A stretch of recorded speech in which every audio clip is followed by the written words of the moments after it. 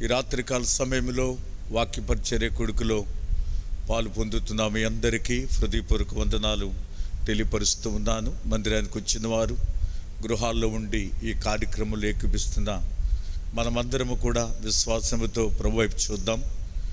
దేవుని యొక్క వాక్యం ద్వారా మనం బలపరచబడే దాని కొరకే పాటల ద్వారా కూడా మనము దర్శించబడ్డానికి, దేవుని ఆత్మ సంచారం మన మధ్యలో ఉండినట్లు మనమందరము కూడా ఏకీవించిన హృదయాలతో ప్రార్థనలు ఏకీపిద్దాం. ప్రార్థన చేసుకుందాం. మా ప్రేమగల పరలోకపు తండ్రి, పరిశుద్ధుడు అయిన మా దేవ, అన్ని నామముల కంటే చింపబడిన నీ ఘనమైన నామాన్ని బట్టి స్తోత్రములు. ఆకాశ మహాకాశములు పట్టజాలని దేవుడవు, పాపైన మానవుణ్ణి రక్షించడానికి ప్రభువా ఈ లోకములోనికి శరీరధారిగా వచ్చారు. ప్రభువా, మమ్మలను నీ బిడ్డలుగా చేసుకోవడానికి నీ ప్రాణాన్ని పెట్టారు, మీ రక్తాన్ని చిందించారు. మా అపవిత్రత, మా చెడుతనం, మా పాపం యావత్తు కూడా పోవునట్లు మీ రక్తము ద్వారా శుద్ధీకరించినారు. మమ్మలను నీ సొత్తైన ప్రజలుగా చేసుకున్నారు. పరిశుద్ధ జనముగా మేము నిన్ను సేవించాలని చీకట్లో నుండి ఆశ్చర్యకరమైన మీ వెలుగులోనికి మమ్మలను పిలిచినందుకు స్తోత్రములు. ఈ రాత్రి మందిరములో నుండి వాక్య పరిచర్య కూడిక ప్రారంభించి ఉంటుండగా ప్రారంభం నుండి ముగింపు వరకు కూడా మాకు తోడే ఉండండి. మీ ఆత్మ సంచారం మా మధ్య ఉంచండి. ఈ కడవరి దినాల్లో మా ఆత్మీయ జీవితాలను ఏ రీతిగా భద్రపరుచుకొని కాపాడుకొని మా విశ్వాసాన్ని మేము కాపాడుకొని మా కొరకై మీరు సిద్ధపరిచినటువంటి ఆ శ్రేష్టమైనటువంటి వాగ్దానములను, శ్రేష్టమైనటువంటి నీ రాజ్యమును స్వతంత్రించుకునే దాని కొరకై మాలో ప్రతి ఒక్కొక్కరిని సిద్ధపరుస్తూ రమ్మని ప్రార్థన చేస్తూ ఉన్నాను. ప్రభువా, లోకం పుట్టినది మొదలుకొని నా తండ్రి చేత ఆశీర్వదింపబడిన వారులారా, మీ కొరకు సిద్ధపరచబడిన దానిని స్వతంత్రించుకునుడి అని నీ వాక్యంలో మీరు చెప్పిన ప్రకారముగా మా కొరకై మీరు సిద్ధపరుస్తున్నటువంటి శ్రేష్టమైన ఈవులను బట్టి వందనాలు తెలుస్తున్నాం. ప్రభువా, వాని క్రియలు చొప్పున ప్రతి వానికి ఇచ్చుటకు నువ్వు సిద్ధపరిచినటువంటి జీతం మీ వద్ద ఉన్నది. దాన్ని మేము పొందుట కొరకై ఈ లోకంలో మేము ఏ రీతిగా జీవించాలో సహాయం చేసి, గ్రహింపచేసి నీ కొరకు నమ్మకంగా మేము బ్రతకడానికి సహాయపడండి. మాలో ఉన్నటువంటి అపవిత్రత తొలగించండి. మాలో ఉన్న వేషధారణ తీసివేయండి. మీకు ఇష్టం కాంతంతా కూడా పూర్తిగా మీ రక్తముతో తొలగించమని ప్రార్థిస్తున్నాం. నీ కృపాహస్తలకు అప్పగించుకుంటూ కొడుకు ఆరంభిస్తూ ఉన్నాము. ఈ కార్యక్రమంలో నాయన ఆన్లైన్లో గృహాల్లో నుండి ఏకీవించిన వారు, బ్రాంచ్ అసెంబ్లీస్లో కూడా కొంతమంది కార్యక్రమంలో ఏకీవిస్తూ ఉంటుండగా నీ ప్రజలకు రావాల్సినటువంటి నాయన ప్రతిఫలం దయచేయండి. నాయన ఎవరెట్టి పరిస్థితులు ఉన్నారో మీరు ఎరుగుదురు గనుక నీ ప్రజలను మీరు జ్ఞాపకం చేసుకునండి. వారు కష్టకాలమందు యెహోవాకు మొరపెట్టిరి. వారు వారి కష్టములన్నిటిలోంచి ఆయన వారిని విడిపించెను అని 107వ కీర్తనలో వ్రాయబడిన ప్రకారముగా కష్టకాలములో మేమున్నాం. ప్రభువా, మీరే రక్షించండి, సహాయం చేయండి. ప్రభువా, మందిరములో ఈ కొడుకులో పాలు పొందిన మరి నీ బిడ్డల కొరకే కూడా వందనాలు తెలుస్తూ ఉన్నాం. ఆన్లైన్లో కార్యక్రమాలు ఈ రీతిగా కొనసాగించుట కొరకై నీ బిడ్డలు ప్రయాసపడి వీటిని ఏర్పాటు చేయట్లో కృప చూపించినందుకు స్తోత్రాలు. నీ బిడ్డలకు రావాల్సిన ప్రతిఫలం దయచేయండి. మమ్మల్ని మీకు అప్పగించుకుంటున్నాం. దృశ్యమైన అదృశ్యమైన అంధకార శక్తులన్నింటినీ కూడా గద్దిస్తూ బంధిస్తూ నీ మందిరాన్ని మహిమతో నింపమని, మీ ఆత్మ సంచారం మా మధ్య ఉంచమని, మాతో మాట్లాడమని నన్ను మమ్మల్ని మీకు అప్పగించుకుంటూ యేసు ప్రభువు వారి నామమున ప్రార్థించి వేడుకుంటున్నాము తండ్రి. ఆమేన్.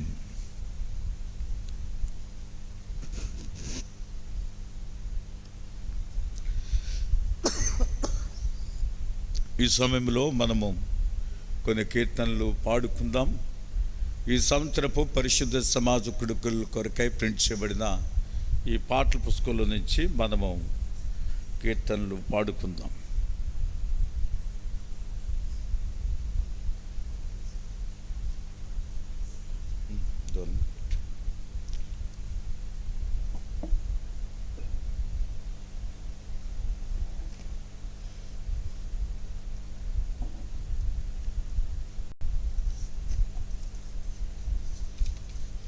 పాట సంఖ్య 95.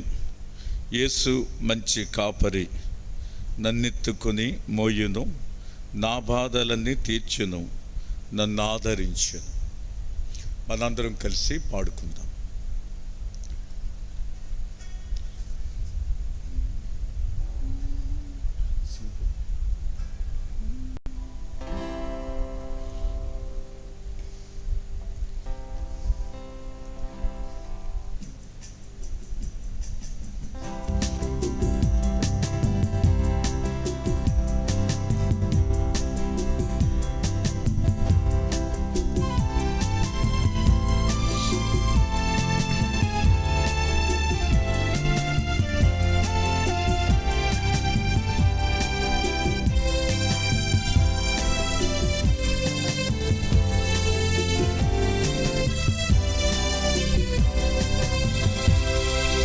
యేసు మంచి కాపరి,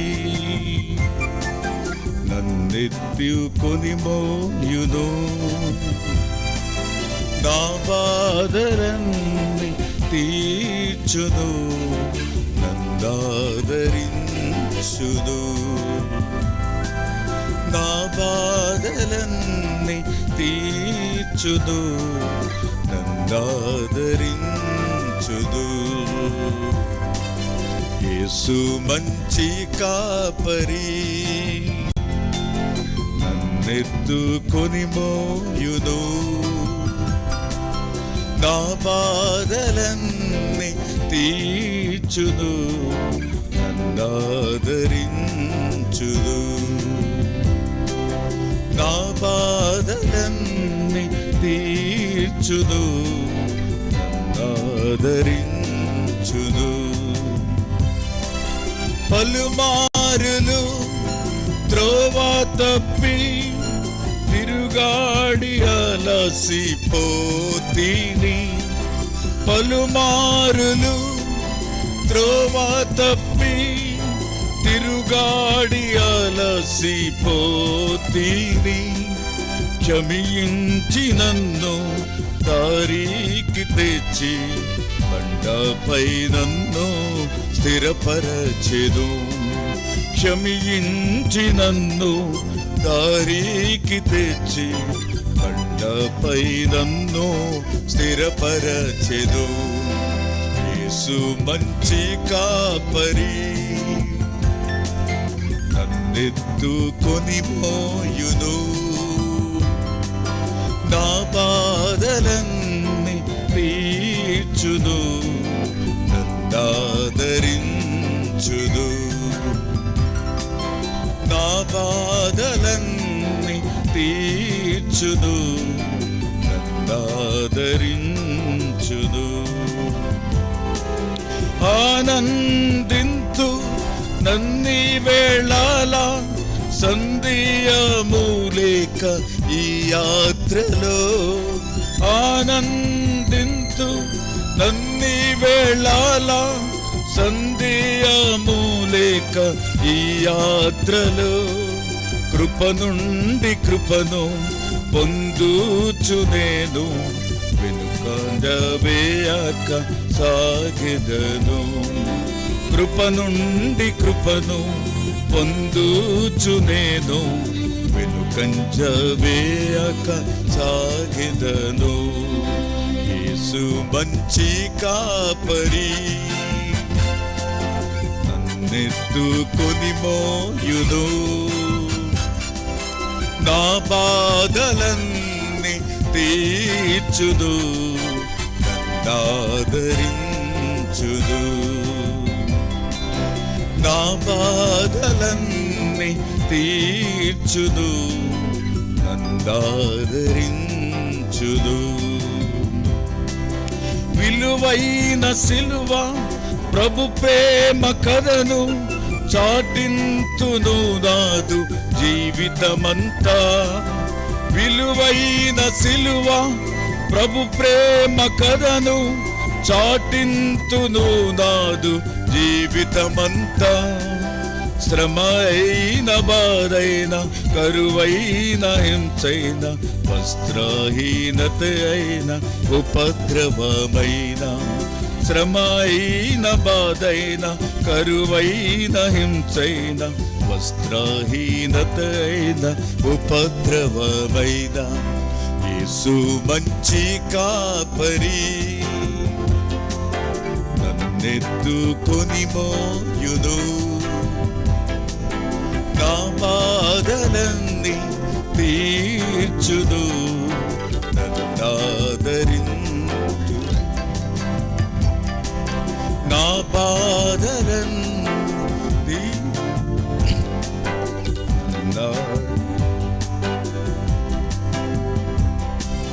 చేరేదగు పరదైసు క్రీస్తు పముంతరియంపను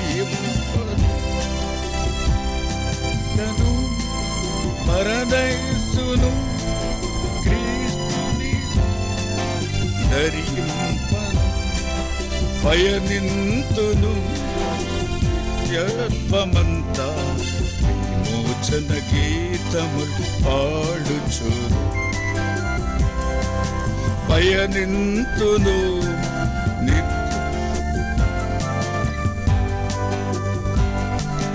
పాడుచు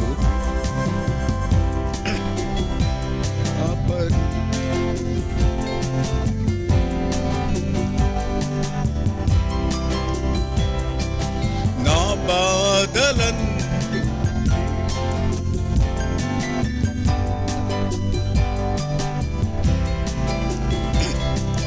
నా బాధలన్నీ తీర్చును నన్నాదరించును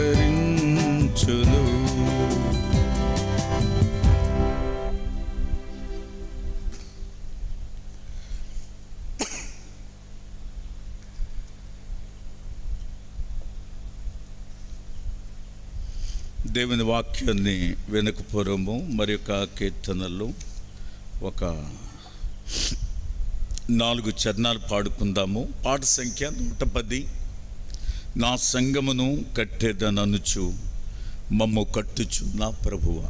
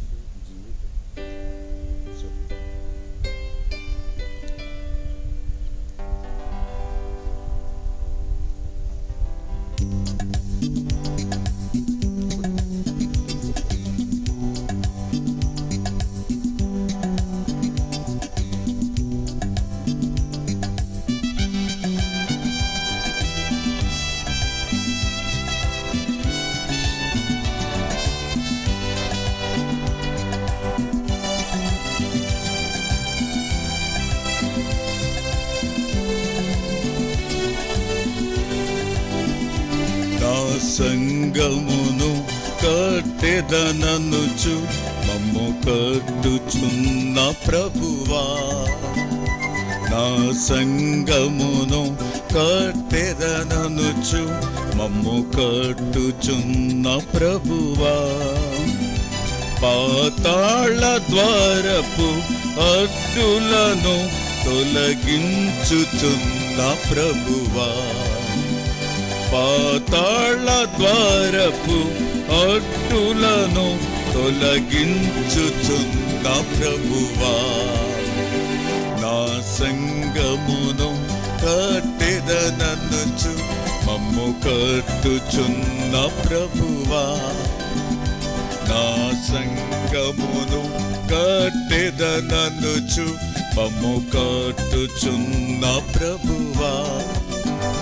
కట్టుచున్నావు నేర్పరి అయిన శిల్పకారుని మలమమ్ము. కట్టుచున్నావు నేర్పరి అయిన శిల్పకారుని వలె మమ్ము కట్టుచున్నావు మార్చును బోలి నిర్మాణకుడిగా మమ్ము కట్టుచున్నావు మార్చును బోలి నిర్మాణకుడిగా మమ్ము నా సంగమును కట్టెదననుచు మమ్ము కట్టుచున్న ప్రభువా నా సంగమును కట్టెదననుచు మమ్ము కట్టుచున్న ప్రభువా మా కొరకై ఇలాకొచ్చితివి మమ్ము వెదకి రక్షించితివి మా కొరకై ఇలాకొచ్చితివి మమ్ము వెదకి రక్షించితివి మమ్ము పరిశుద్ధ స్థలముగా చేయుటకై నిదు రక్తము నీచితివి మమ్ము పరిశుద్ధ స్థలముగా చేయుటకై నిదు రక్తము నీచితివి నా సంగమును కట్టెదననుచు మమ్ము కట్టుచున్న ప్రభువా నా సంగమును కట్టెదననుచు మమ్ము కట్టుచున్న ప్రభువా సజీవ క్రీస్తు పునాది బండగా మూలరాయిగదు సజీవ క్రీస్తు పునాది బండగా మూలరాయిగదు సజీవరాయిగా మమ్ము చేసి ఆత్మమందిరముగాను సజీవరాయిగా మమ్ము చేసి ఆత్మమందిరముగాను నా సంగమును కట్టెదననుచు మమ్ము కట్టుచున్న ప్రభువా నా సంగమును కట్టెదననుచు మమ్ము కట్టుచున్న ప్రభువా నీవున్న చోటనే మేముండెడి ఆ భాగ్య దినమెప్పుడో నీవున్న చోటనే మేముండెడి ఆ భాగ్య దినమెప్పుడో హల్లెలూయ పాటలు నిత్యం పాడే విమోచన దినమెప్పుడు హల్లెలూయ పాటలు నిత్యం పాడే విమోచన దినమెప్పుడు నా సంగమును కట్టెదననుచు మమ్ము కట్టుచున్న ప్రభువా నా సంగమును కట్టెదననుచు మమ్ము కట్టుచున్న ప్రభువా పాతాళ ద్వారపు అడ్డులను తొలగించుచున్న ప్రభువా పాతాళ ద్వారపు అడ్డులను తొలగించుచున్న ప్రభువా నా సంగమును కట్టెదననుచు మమ్ము కట్టుచున్న ప్రభువా నా సంగమును కట్టెదననుచు మమ్ము కట్టుచున్న ప్రభువా.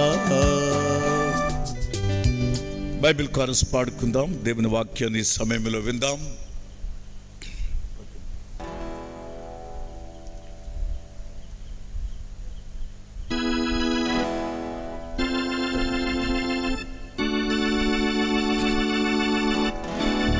పఠింప శ్రేష్ఠ గ్రంథము బైబిల్, పఠింప శ్రేష్ఠ గ్రంథము బైబిల్, అనుదినం పఠించిన ప్రేమ తోడ నడుపును. ఓ పఠింప శ్రేష్ఠ గ్రంథము Bible, The best book to read is the Bible. The best book to read is the Bible. If you read it every day, it will help you all the way. Oh, the best book to read is the Bible. ఈ రాత్రి దేవుని యొక్క వాక్యములో నుండి యెహోషువ గ్రంథం 1వ అధ్యాయము 12-13 వచనాల్ని మనం చదువుకొని దేవుని వాక్యాన్ని మనము జ్ఞాపకం చేసుకుందాము. దయచేసి యెహోషువ గ్రంథం 1వ అధ్యాయము 12-13 వచనాలు చదువుకుందాం. మరియు రూబేనీయులకును గాదీయులకును మనష్షే అర్థ గోత్రపు వారికిని యెహోషువ ఎలాగో ఆజ్ఞాపించెను. యెహోవా సేవకుడైన మోషే మీకు ఆజ్ఞాపించిన సంగతి జ్ఞాపకం చేసుకొనుడి. ఎట్లనగా మీ దేవుడైన యెహోవా మీకు విశ్రాంతి కలుగజేయుచున్నాడు. ఆయన ఈ దేశమును మీకు ఇచ్చెను. ఎట్లనగా మీ దేవుడైన యెహోవా మీకు విశ్రాంతి కలుగజేయుచున్నాడు. ప్రార్థన చేసుకుందాం ప్రభు సహాయం కొరకై.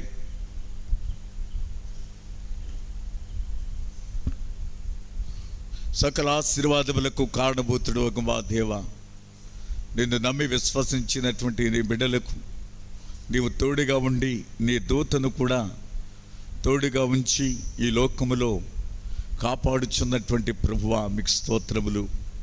నేటి దినం సజీవులమై మిమ్మలను స్తుతిస్తూ ఉన్నాం. ఈ రాత్రి వాక్య పరిచర్య కూడిక ద్వారా నీ లేఖనములను మేము గ్రహించినట్లుగా మా మనస్సు తెరవండి. ఈనాడు మమ్ములను ఎందుకు రక్షించి ఈ లోకంలో నిన్ను సేవింప చేస్తూ ఉన్నారు ఆ సంగతి మేము ఎరిగి మేము కూడా బలము కలిగి శక్తి కలిగి నీ పక్షంగా మేమేమైతే చేయవలసి ఉన్నదో దానిని సంపూర్ణముగా చేటు కొరికే సహాయం చేయండి. నన్ను మీ రక్త ప్రోక్షం కింద తెచ్చుకుంటూ మీ అగ్నితో కాల్చుమని, నీ మాటలు నా నోట ఉంచుమని మీ సహాయమును కోరుకుంటూ మీకు అప్పగించుకుంటూ శత్రు కార్యములన్నీ గద్దిస్తూ బంధిస్తూ ఇంతవరకు పాటల ద్వారా మీరు ఇచ్చినటువంటి నాయన సమయాన్ని బట్టి స్తోత్రములు. మా హృదయాల్ని సంతోషంతో నింపుతూ నిరీక్షణతో మేము జీవించట కొరకై పలు విధాలుగా మాకు సహాయపడుతున్నందుకు స్తోత్రములు.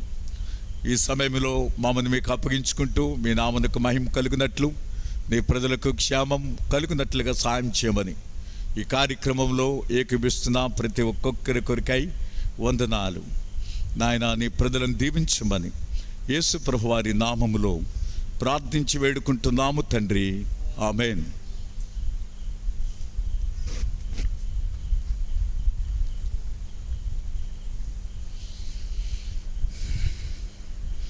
ప్రభునందు ప్రియులారా, దేవుని వాక్యములో మనం చదువుకున్నటువంటి భాగమును అనుసరించి ఇంతవరకు చాలా సంగతులు మనము ధ్యానిస్తూ వచ్చినాము.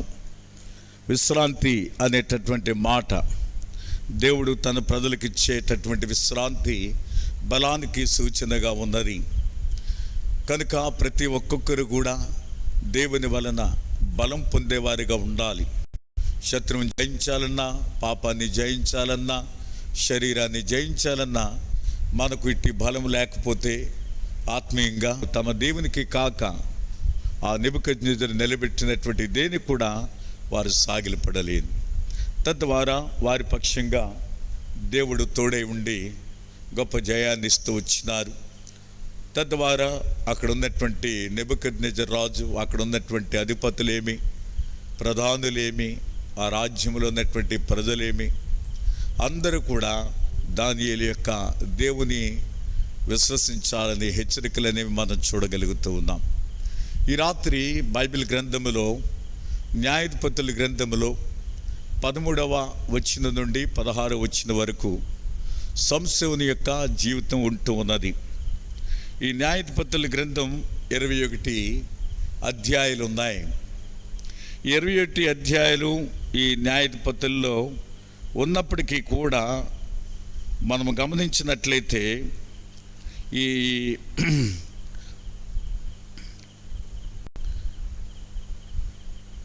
ఈ అధ్యాయం ఈ న్యాయాధిపతుల గ్రంథంలో 13 మంది న్యాయాధిపతుల చరిత్ర ఉన్నది. వీరు దేవుని చేత ఏర్పరచబడినటువంటి వారుగా మనము చూడగలము. ఎందుకు దేవుడు ఇశ్రాయేలీలను తన ప్రజల కొరకు న్యాయాధిపతులను లేపుతూ వచ్చినాడు అని ఆలోచిస్తే, ఇశ్రాయేలీలు పలుమార్లు దేవునికి విరోధముగా జీవించారు. వారు విగ్రహారాధకులు అయిపోయారు. దేవునికి ఇష్టం కానటువంటి పనులన్నీ కూడా వారు చేస్తూ వచ్చినారు.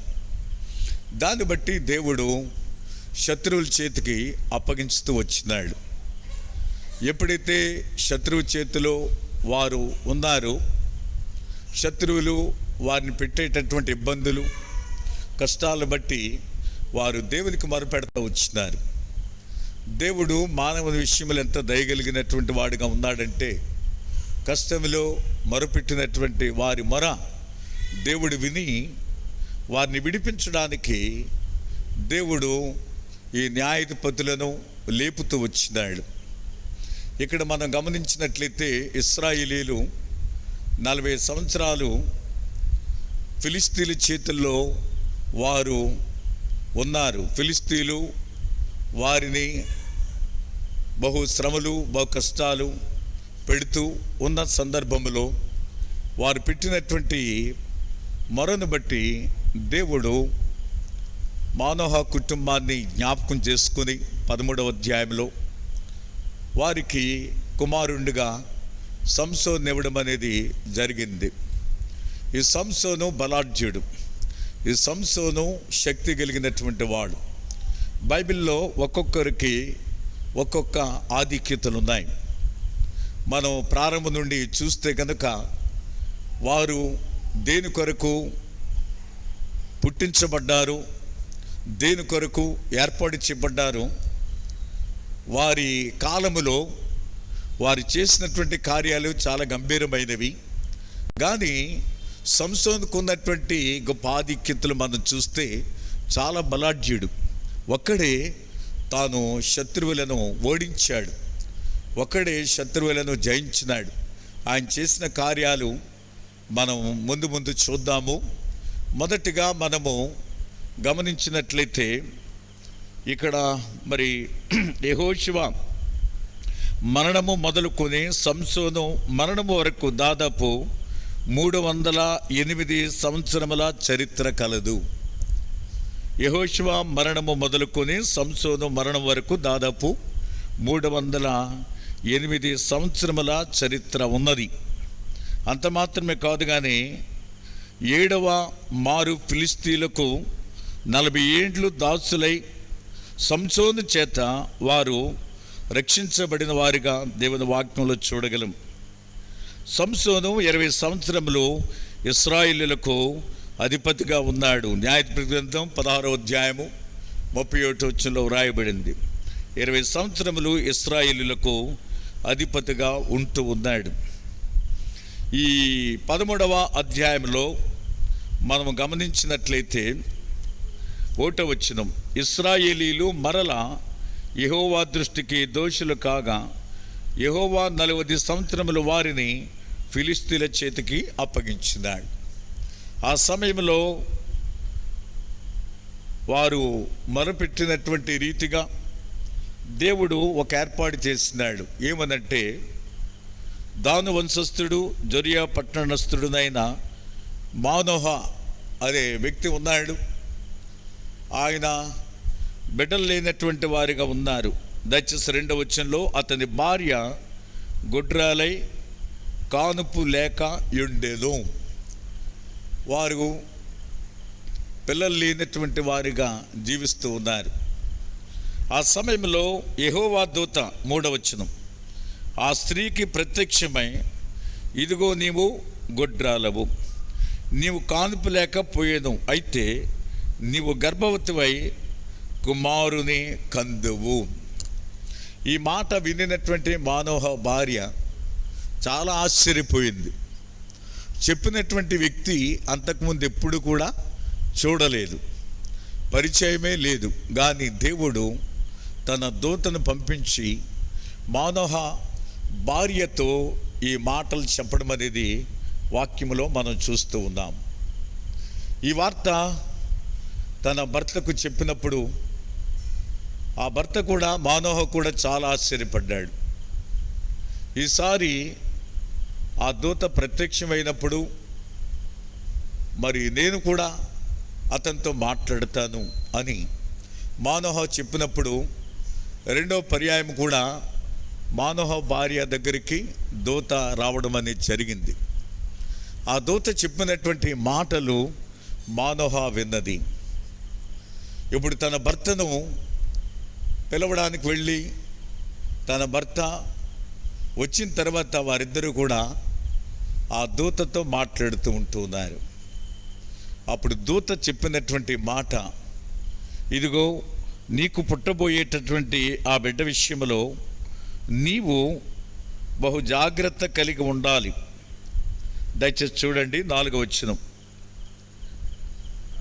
కాబట్టి నీవు జాగ్రత్తగా ఉండి ద్రాక్షారసమునే గాని మద్యమునే గాని త్రాగకుండుము, అపవిత్రమైన దేనినైనను తినకుండుము.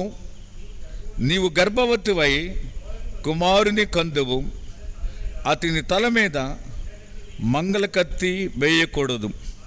ఆ బిడ్డ గర్భమున పుట్టినది మొదలుకొని దేవునికి నాజీరు చేయబడిన వాడై ఫిలిస్తీన్ల చేతిలో నుండి ఇశ్రాయేలీలను రక్షింప మొదలుపెట్టునని ఆమెతో అనగా, దేవుడు ఈ మానోహ దంపతులను ఏర్పాటు చేసుకున్నాడు.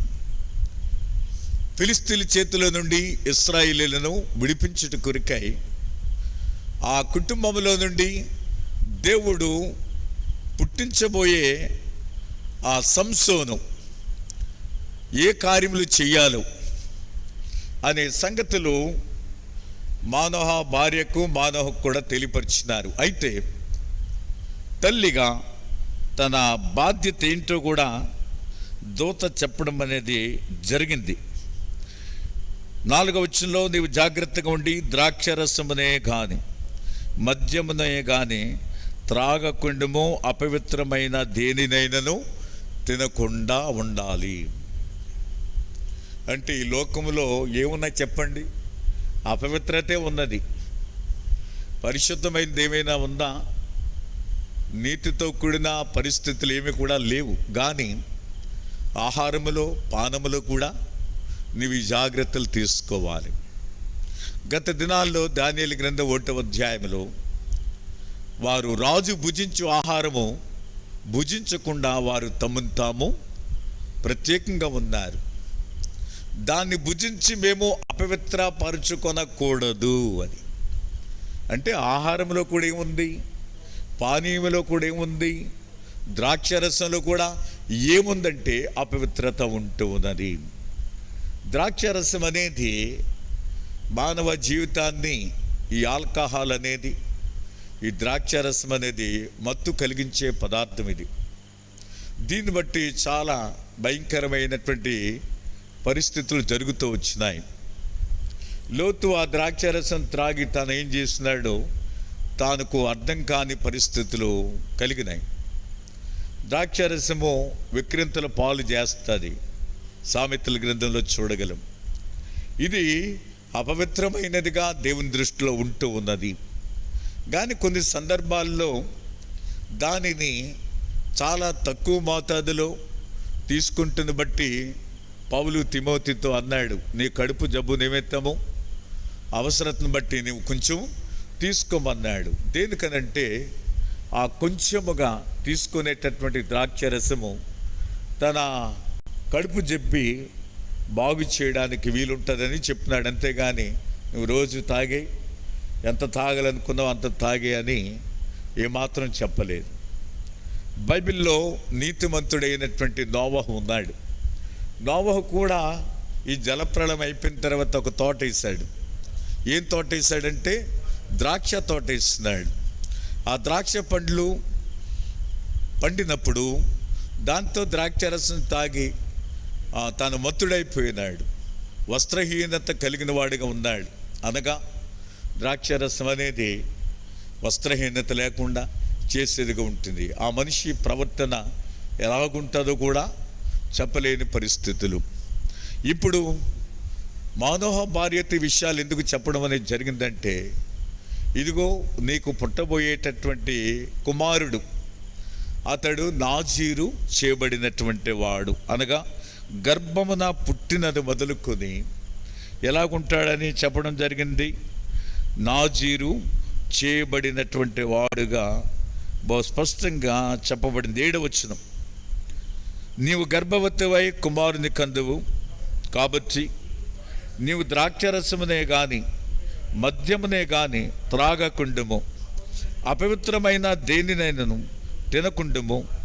ఆ బిడ్డ గర్భమున పుట్టినది మొదలుకొని చనిపోవు వరకు దేవునికి నాజీరు చేయబడిన వాడై ఉండునని నాతో చెప్పాను. దేవునికి నాజీరు చేయబడిన వాడు ఎప్పటి నుంచి? గర్భమున పుట్టినది మొదలుకొని చనిపోయేటంత వరకు నాజీరు చేయబడినటువంటి వాడిగా సంసోను గురించి దూత చెప్పడం అనేది మనం చూస్తూ ఉన్నాం. నాజీరు అనే మాటకు దేవుని పని కొరకు ప్రత్యేకింపబడుట. లోకములు ఎంతోమంది ఉన్నారు కానీ అందరి విషయంలో కాదు, కానీ దేవుని ఏర్పాటులో ఉన్నటువంటి వారి విషయంలోనే దేవుడు ఇట్టి నియమాలు ఏర్పాటు చేస్తూ వచ్చినాడు. దేవుని పని కొరకు ప్రత్యేకింపబడుట.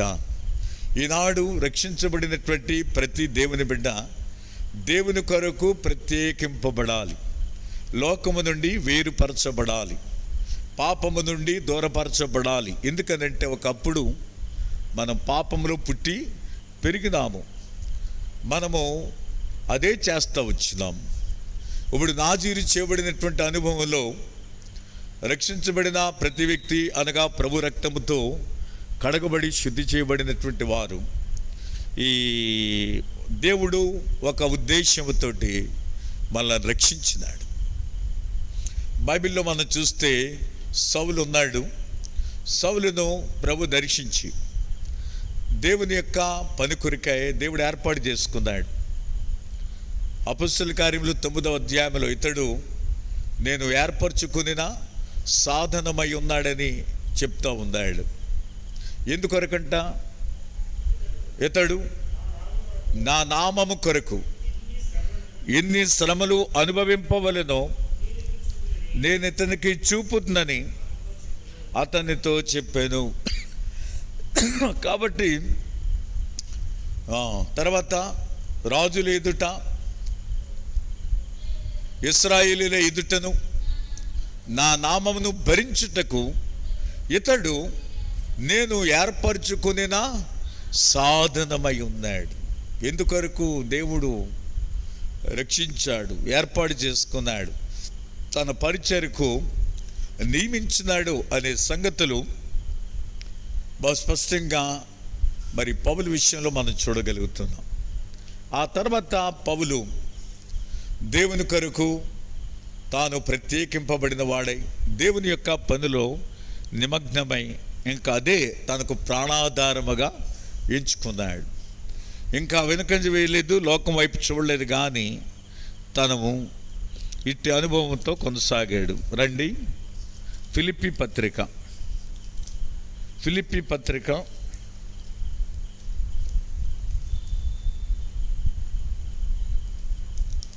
3వ అధ్యాయం. ఫిలిప్పీ పత్రిక 3వ అధ్యాయం 12వ వచనంలో చదవండి.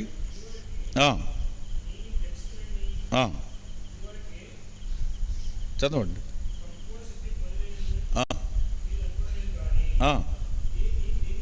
నేను దేని నిమిత్తము క్రీస్తు యేసు చేత పట్టబడితినో దానిని పట్టుకొనవలనని పరిగెత్తుచున్నాను. నేను దేని నిమిత్తము ప్రభువు నన్ను పట్టుకున్నాడు, ప్రభువు నన్ను రక్షించినాడు, ఇది తన జీవితంలో ఎరుగుతూ వచ్చినాడు. మీ పిలుపు, మీ ఏర్పాటు మరీ నిశ్చయము చేసుకొనుడి. 2వ పేతురు పత్రిక 1వ అధ్యాయము 10వ వచనంలో వ్రాయబడింది. మీ పిలుపు, మీ ఏర్పాటు ఏమిటో మీరు ఎరగాలి. ఈనాడు మన జీవితంలో కూడా ఎరిగితే మన విషయంలో దేవుడు ఏ ఉద్దేశం కలిగి ఉన్నాడో దాన్ని మనం ఈ లోకంలో జరిగించగలం, నెరవేర్చగలం. దాని కొరకే మనం కూడా ప్రయాసపడగలము. ఇక్కడ మనం చూస్తే సంసోను విషయంలో దేవుడు ఎందుకు మానవ కుటుంబంలో జన్మింపజేస్తూ ఉన్నాడు? అప్పటికే ఫిలిస్తీన్ల చేతుల్లో ఇశ్రాయేలీలు 40 సంవత్సరాలు కఠిన దాసత్వంలో ఉన్నట్టుగా మనం చూస్తూ ఉన్నాం. వారు పెట్టినటువంటి మరకు దేవుడు న్యాయాధిపతిని లేపినాడు, లేక రక్షకుని లేపినాడు. ఈయన 7వ వాడుగా మనం చూడగలుగుతూ ఉన్నాం. మనం గమనించినట్లయితే ఈ సంసోను ద్వారా దేవుడు ఇశ్రాయేలీయులను విడిపించాలి. ఈనాడు మన ద్వారా లోకములో ఉన్నటువంటి నశించిపోతున్నటువంటి ఆత్మల విషయంలో మన మీద కూడా భారం ఉన్నది. మనము కూడా వారి కొరికే ఏం చేయాలంటండి, ఎంతగానో దేవుని యొక్క సన్నిధానములో మనము ప్రార్థించాలి. రోమపత్రిక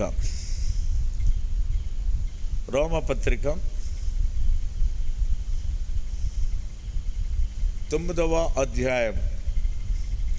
రోమపత్రిక 9వ అధ్యాయం 1వ వచనం చదవండి. నాకు బహు దుఃఖమును నా హృదయములో మానని వేదనయు కలదు. ఎవరికిది? పౌలుకే. ఏంటి తన దుఃఖం? ఏంటి హృదయములో మానని వేదన అనంటే 10వ అధ్యాయం 1వ వచనం చదవండి. సహోదరులారా, ఇశ్రాయేలీలు రక్షణ పొందవలెనని నా హృదయాభిలాషయు వారి విషయమై నేను దేవునికి చేయు ప్రార్థన అయి ఉన్నది. దేని కొరకు వేదన, దేని కొరకు దుఃఖం అనంటే ఇశ్రాయేలీలు ఏం పొందాలంటండి? రక్షణ పొందాలి. ఈనాడు రక్షించబడిన ప్రతి వ్యక్తి మీద ఉన్న భారాన్ని ఎరిగి మనము కూడా ఏ ప్రాంతంలో ఉన్నామో, లేక ఏ వీధుల్లో నివాసం చేస్తూ ఉన్నామో వారి కొరకే మనం ఏం చేయాలి? ప్రార్థన చేయాలి. ఎంతకంటే మంచి మనము ఏం చేయగలం? ప్రార్థన చేయడం, అవసరమైతే వారు కనబడినప్పుడు వారికి దేవుని యొక్క మాటలు చెప్పడం. దాంతో మన యొక్క బాధ్యత ఏమవుతుంది? తీరిపోద్ది. ఒకవేళ చెప్పలేదనుకోండి, దేవుడు ఒక దినాన్న మనలను కూడా ఏమడుగుతాడు? లెక్క అడుగుతాడు. ఒకసారి నరకంలో పడినటువంటి వ్యక్తి అంటండి పరలోకంలో ఉన్నటువంటి వ్యక్తి మీద కంప్లైంట్ చేస్తున్నాడు, ఫిర్యాదు. ఏమని ఫిర్యాదు అంటే, ఇతడు నా ఇంటి పక్కనే ఉన్నాడు, ఇతడు నా వీధిలోనే ఉన్నాడు, కానీ ఎప్పుడు నాకు ఈ సంగతులు చెప్పలేదు.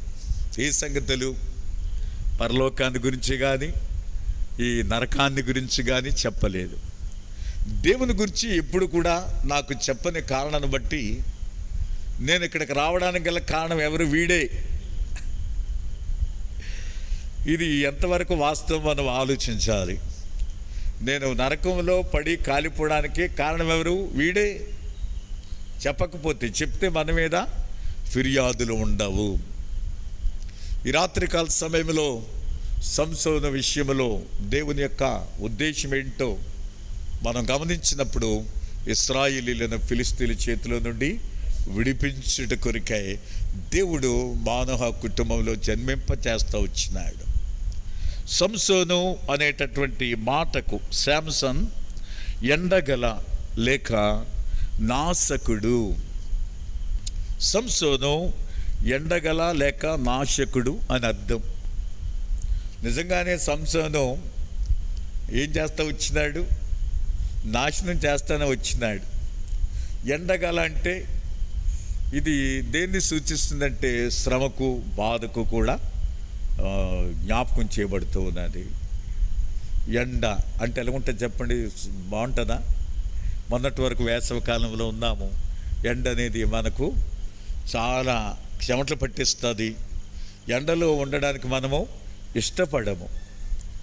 ఏసీ ఉందనుకోండి, వెంటనే ఎక్కడికి వెళ్ళిపోతాం? ఏసీలోకి వెళ్ళిపోతాం. చల్లదనం ఎంత బాగుంటుంది.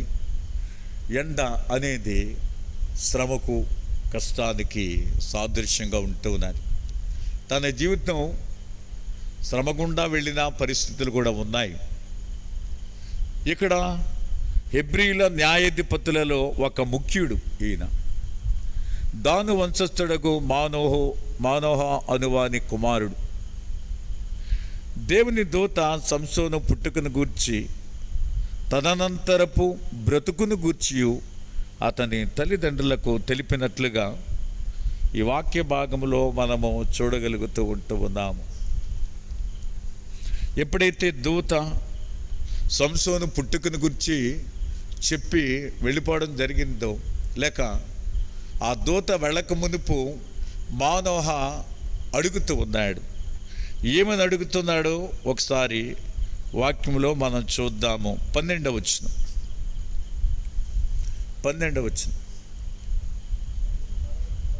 అందుకు మానోహ, కావున నీ మాట నెరవేరినప్పుడు ఆ బిడ్డ ఎట్టివాడగునో అతడు చేయవలసిన కార్యమేమిటో తెలుపుమని మనవి చేయగా, ఆ బిడ్డ ఎట్టివాడగునో అతడు ఏం చేయాలి, ఇది మాకు తెలియచేయి. 13వ అధ్యాయము 24-25 వచనాలు చదవండి. తరువాత ఆ స్త్రీ కుమారుని కని అతనికి సంసోనను పేరు పెట్టెను. ఆ బాలుడు ఎదిగినప్పుడు యెహోవా అతన్ని ఆశీర్వదించెను. మరియు యెహోవా ఆత్మ జొర్యాకును ఎష్తాయోలుకును మధ్యనున్న మహనేదానులో అతని రేపుటకు మొదలు పెట్టెను. దేవుడే ఉద్దేశంతో ఈ లోకంలో జన్మింపచేస్తున్నాడు.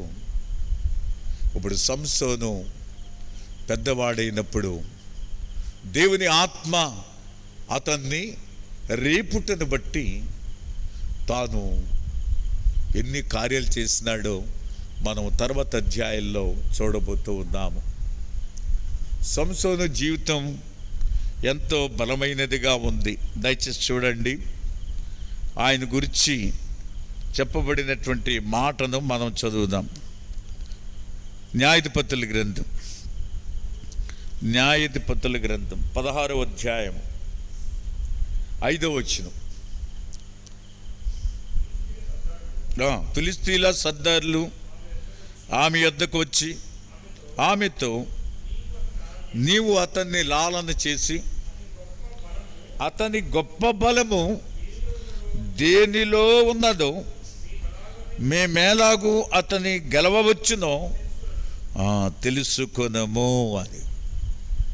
ఇతని గురించి ఫిలిష్తీయులు ఎట్టి అభిప్రాయంతో ఉన్నారు అని అంటే కనుక, అతని గొప్ప బలము, అతడు ఎటువంటి వాడు ఉన్నాడంటే గొప్ప బలాఢ్యుడిగా ఉన్నాడు. సండే స్కూల్ పాటలో ఉంటుంది, సంసోన్ అంటే ఎవడురా భలే భలే వీరుడు, శత్రువులను హతము చేయు దైవశక్తి పొందెను. సంసోను ఎంత బలాఢ్యుడు. సంసోను పేరు వినేటప్పటికే శత్రువుకి ఫిలిష్తీయులకు హడల్. ఎందుకంటే ఆయన సామాన్యమైనటువంటి వాడు కాదు. ఆయన చేసినటువంటి కార్యాలు చాలా అద్భుతం, ఆశ్చర్యం. ఈ రాత్రికాల సమయంలో ఒక తలంపును మనం కలిగి ఉంటాం. దేవుడు ఎందుకు మానోహ కుటుంబానికి సంసోను ఇచ్చినాడు అనగా, సంసోను పుట్టినది మొదలుకొని నాజీరుడిగా ఉండాలని, అనగా ప్రత్యేకించబడిన వాడిగా ఉండాలి, దేవుని పని కొరకు ప్రత్యేకింపబడినటువంటి వాడుగా దేవుడు సంసోన్ను పుట్టించినాడు. సంసోను ఏమి చేయాలో కూడా మానోహ భార్య కూడా వారు తెలియపరుస్తూ వచ్చినారు. తల్లిగా తన బాధ్యత ఏంటి? అపవిత్రమైన దానిని ముట్టకూడదు. ద్రాక్షరసం లేపినాడు. తన జీవితంలో కొంతకాలం ఆ ఉద్దేశం ఎరిగినాడు. ఆ తర్వాత దేవుని ఏర్పాటులో నుంచి దారి తొలగిపోయి తన సొంత విధానంలో వెళ్ళి చాలా నష్టపోయాడు. ఈనాడు దేవుని ప్రజలు కూడా ఆత్మీయంగా నష్టపోవడానికి ఇదే కారణం. మనం ఈ సత్యాన్ని ఎరిగి ఈ బలము కలిగినటువంటి సంసోను యొక్క జీవితం, దేవుని ఉద్దేశం ఏమిటో ఈ 13వ అధ్యాయంలో మనం కొంత మట్టుకు చూస్తూ వచ్చినాము. మనము కూడా ఈ లోకములో మనము కానీ, మన కుటుంబం, మన బిడ్డలు, వారి విషయంలో కూడా దేవుని యొక్క తలంపు లేకుండా ఈ లోకములో దేవుడు వారిని పుట్టించలేదు. ఈ సత్యాన్ని ఎరిగి ఆ మానోహ భార్య ఈ సంసోనును జన్మనివ్వడానికి ముందు ఇట్టి జాగ్రత్త తీసుకుంది. ఈనాడు మనం కూడా మన బిడ్డల విషయంలో అట్టి జాగ్రత్తలు తీసుకుని మనము ఈ లోకములో జీవించాలి. ప్రభు తన మాటలను దీవించునుగాక. ఆమేన్. ప్రార్థన చేసుకుందాం. ప్రేమ కలిగిన తండ్రి, యేసు ప్రభు వారి నామమున మా హృదయపూర్వకమైన వందనములు, స్తోత్రం తెలుస్తూ ఉన్నాం. మానవ హద్దుబాట్లతో నాయన, మానవ జ్ఞానముతో వెత్తబడినటువంటి నీ మాటలు అవి నీవి గనుక శక్తి కలిగినవి. ఆ మాటల్లో మాకు ప్రోత్సాహం ఉన్నది, హెచ్చరికలు ఉన్నాయి. నీ వాక్యాన్ని మేము గ్రహించుట కొరకే సహాయం చేయండి ప్రభువా. నీ మాటలు నీ ప్రజలకు మేలుకరంగా చేయమని కోరుకుంటూ, మమ్మల్ని ఎందుకు ఈ లోకములో పుట్టించారు, ఎందుకు నీ బిడ్డలుగా చేసుకున్నారు, ఆ సంగతిని మేము ఎరిగి మేము జీవించుటకు సహాయం చేయండి. కుటుంబాలను ఇచ్చారు, బిడ్డలను ఇచ్చారు. దేని కొరకు కుటుంబ జీవితాలు ఇచ్చారు, బిడ్డలను ఇచ్చారు. ఆ విషయంలో కూడా బాధ్యత కలిగి ఉండేట కొరకై హెచ్చరించబడ్డాం. వెత్తబడిన వాక్యమునకు నీరు కట్టి ఫలింపు చేయమని మందిరానికి వచ్చిన నీ ప్రజలను దీవించండి. సహోదరుడు రవీంద్ర కొరకు, అవిత బిడ్డల కొరకు ప్రార్థిస్తున్నాం. గోల్డీ కొరకు, అమూల్య కొరకు సహోదరుని యొక్క పనులో తోడే ఉండండి. వారి విశ్వాసాన్ని గణపరచండి. వారి ఆసక్తిని బట్టి కూడా స్తోత్రములు. అదేవిధంగా సహోదరుడు సత్యనారాయణ బిడ్డను తీసుకొచ్చారు, వారి పనిలో సహాయపడ్డారు. మహిమ కుమారి సిస్టర్ బిడ్డల కొరకే ప్రార్థిస్తున్నాం. యోకిషేర్ అక్షయని మీకు అప్పగిస్తున్నాం. తోడే ఉండండి. ఈ విధంగా ప్రభా నీ బిడ్డల అక్కలు తీర్చండి. ఆన్లైన్లో ఈ కార్యక్రమాలు ఏకీపించిన నీ బిడ్డల కొరకే స్తోత్రములు. పేరు పేరు వచ్చిన మీ చేతులకు అప్పగిస్తున్నాం. సంఘాన్ని, విశ్వాసుల కుటుంబాల కొరకై నీ బిడ్డల అవసరతలన్నీ తీర్చండి. ఈ భయంకరమైనటువంటి దుర్దినాలు మీరు మమ్మలను కాపాడకపోతే మేము ప్రాణముతోనే మృంగివేయబడి ఉండేవారం. కానీ నీ వాగ్దానాల ప్రకారముగా మీరు మమ్మలను కాపాడుతూ ఎంతవరకు సహాయపడ్డారు. సమూయేలు ఇశ్రాయేలును మిస్పాకు, షేనుకు మధ్యలో ఒక రాయి నిలిపి ఎంతవరకు యెహోవా మనకు సహాయం చేసినని దానికి ఎబెనెజరు అని పేరు పెట్టిన సందర్భాన్ని జ్ఞాపకం చేసుకుంటూ ఇంతవరకు మాకు సహాయం చేస్తున్నారు, ఇక ముందు కూడా మాకు తోడై ఉండాలి. మేము బలహీనలు ప్రభువా, మేము కొంతసేపు కనబడి అంతలో మాయమైపోయి ఆవిరి వంటి వారు. అయితే మీరు మా ప్రాణమును కాపాడుటకు కునుకక నిద్రపోక మమ్మల్ని ఈ లోకంలో భద్రపరుస్తున్నందుకు స్తోత్రాలు తెలుస్తూ నన్ను కూడా కనికరించండి. కుటుంబాన్ని మీకు అప్పగిస్తూ నాయన నీ కృపాక్షేమాలతో నడిపించండి. ఈ విధంగా ఈ కార్యక్రమం ఈ యూట్యూబ్లో ఇచ్చేట కొరికాయి, వీటన్నిటిని కూడా సెట్ చేయట కొరికాయి. మరి జుంటి తాను కూడా మీరు వాడుకున్నందుకు స్తోత్రములు నాయన. సహోదరుడు మాథ్యూ తన కుటుంబం కొరికే ప్రార్థిస్తుంది, తన భార్య బిడ్డ కొరికే. ఈ విధంగా మమ్మల్ని మీకు అప్పగించుకుంటూ సంఘములో అనారోగ్య వ్యాధి బాధలతో ఉన్నవారి కొరికే ప్రార్థిస్తుంది. నీ ప్రజల అక్కర్లన్నీ కూడా తీర్చండి నాయన. మరి మాధురి, ఆ సంతోషపురం అన్నపూర్ణ సిస్టర్ కుమార్తె ఆ సిజేరియన్ ఆపరేషన్ చేసి ఉంటుండగా తల్లి బిడ్డకు కావాల్సిన క్షేమం దయచేయండి. భీమవరం హాస్పిటల్లో మేరమ్మ గారు బ్రెయిన్ ఆపరేషన్ చేయాలని డాక్టర్స్ సిద్ధపడుతున్నారు. సహాయపడండి, ప్రమాదం తప్పించండి. అదేవిధంగా మందలపల్లి మీద ఆసురాలు జైశీలక్క వారు కూడా చట్ట దగ్గర కొంచెం నాయన ఆ ఎముక ఫ్రాక్చర్ అయి ఉంటుండగా చెట్ల పరిస్థితుల్లో స్వస్థపరచండి.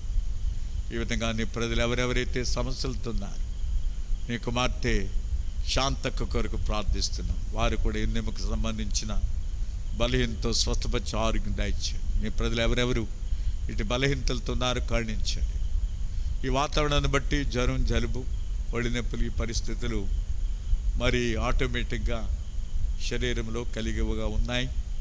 ప్రభువా, మీరే కనికరించి ఆదుకున్నాయి. ప్రపంచాన్ని ఆవరించిన కరోనా వైరస్ ఆ వ్యాక్సిన్ కొరకే ప్రార్థిస్తున్నాం. నీ ప్రజలను కాపాడకపోతే మేము ఈ లోకంలో జీవించలేం. కనికరించమని నీ మందిరములో నుండి మమ్మలను దీవించి పంపించండి. కీర్తన 3:8 ప్రకారం. అదేవిధంగా స్థానిక సంఘం, బ్రాంచ్ అసెంబ్లీస్ మరి విశ్వాసులు, దైవ సేవకుల కొరకే ప్రార్థిస్తూ యేసు ప్రభు వారి నామమున రేపు రాత్రి ప్రేయర్ మీటింగ్ కొరకే కూడా సహాయపడమని, జరిగిన పరిచర్యకు ముద్ర వేయమని యేసు ప్రభు వారి నామములో ప్రార్థించి వేడుకుంటున్నాము తండ్రి. ఆమేన్. తొట్టిల్లకుండా మనలను కాపాడుటకును, తన మహిమ ఎదుట ఆనందముతో నిర్దోషులుగా నిలువబెట్టుటకును శక్తిగల మన రక్షకుడైన అద్వితీయ దేవునికి మన ప్రభువైన యేసుక్రీస్తు వారి ద్వారా మహిమయు, మహాత్యమును, ఆధిపత్యమును, అధికారము యుగములకు పూర్వమును ఇప్పుడు సర్వాయుగములు కలుగునుగాక. ఆమేన్.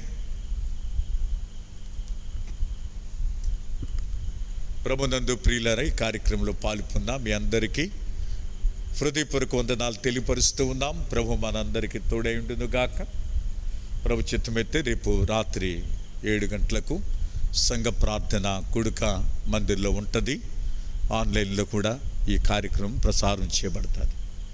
ప్రార్థనాపూర్వకంగా అందరూ సిద్ధపడాలని మనవి చేస్తూ ఉన్నాను.